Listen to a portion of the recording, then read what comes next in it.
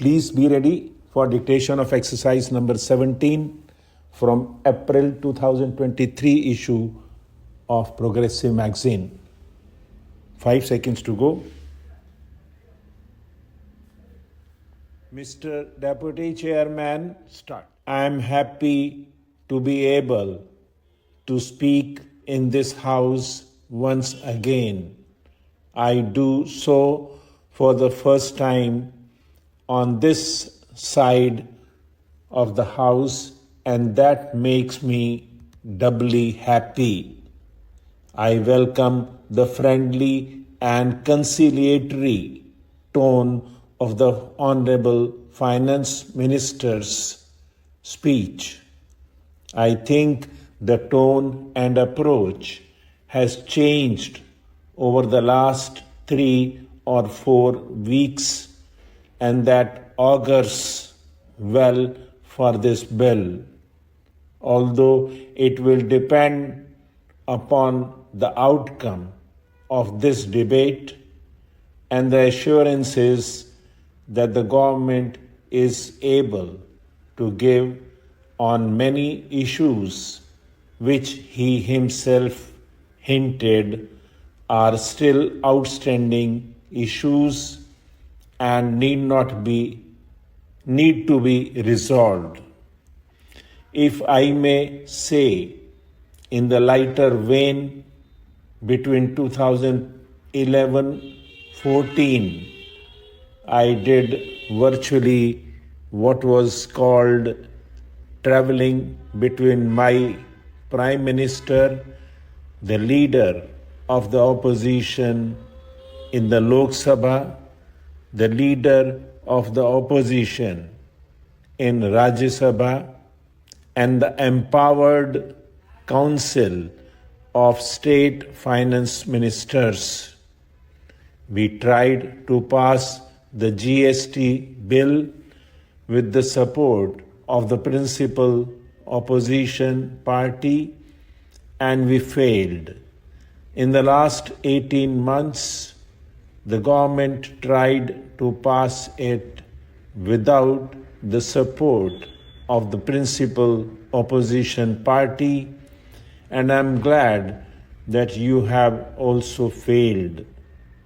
Today, if we pass the bill, which I hope you will, after we listen to your speech, it will be on the basis of serious discussions, serious negotiations, and serious debate.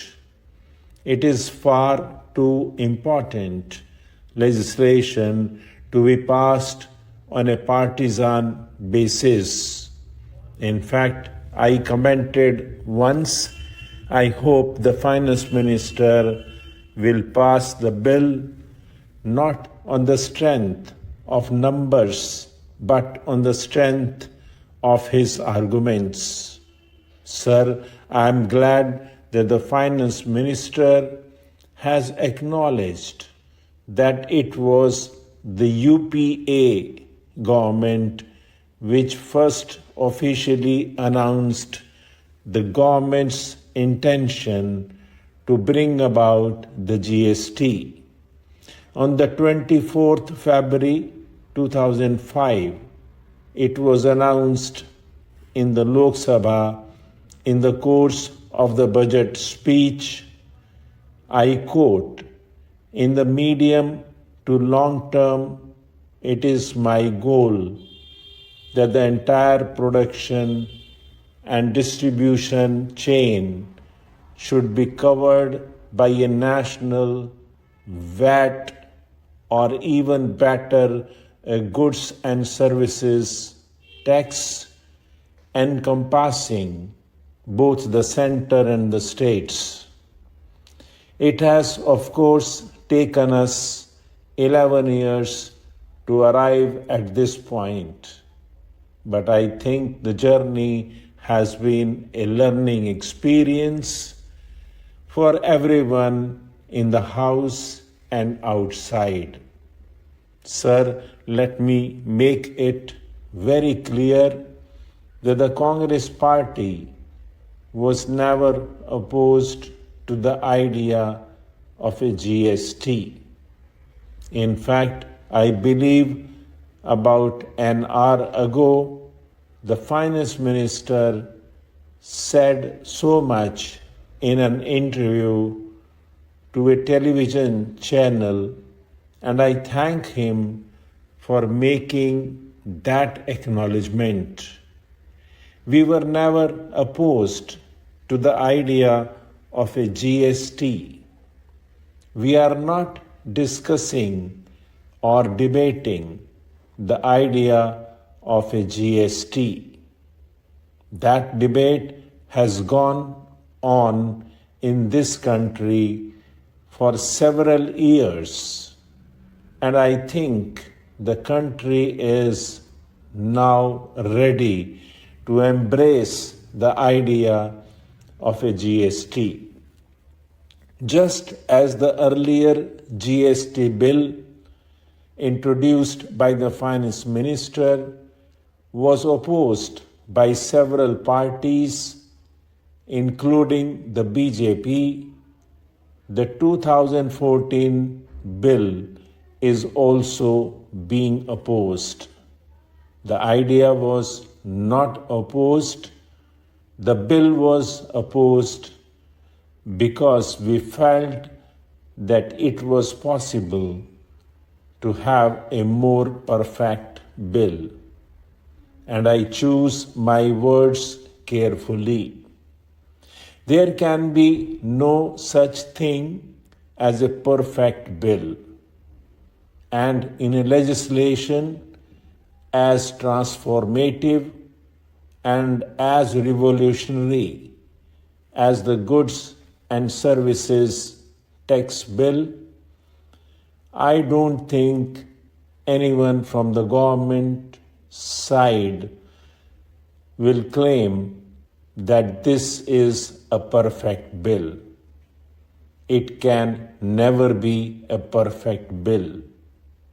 But when we found that there were too many flaws in the bill, and many of those flaws could be fixed by addressing them seriously, we decided that we could support the bill.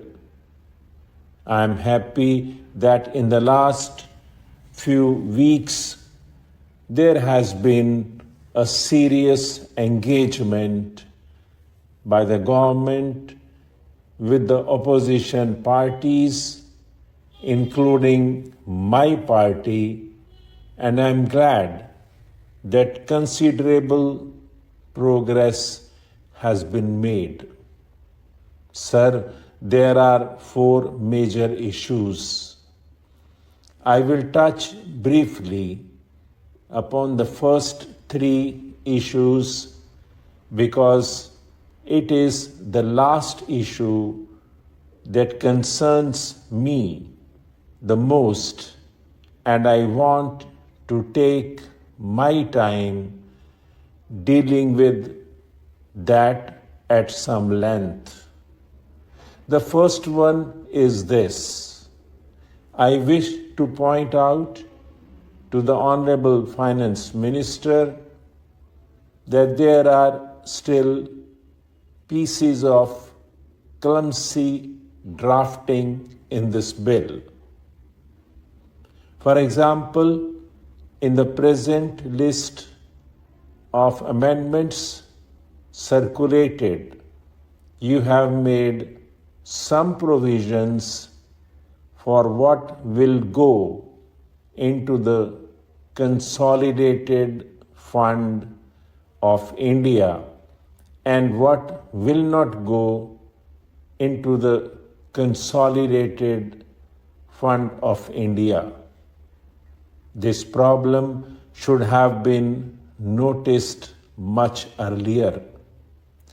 It should have come in the draft bill, but it has come today in the form of an amendment. And while I will not take too much time explaining what I have in mind. If the Honorable Minister reads it more carefully, he will find pieces of clumsy drafting. Stop.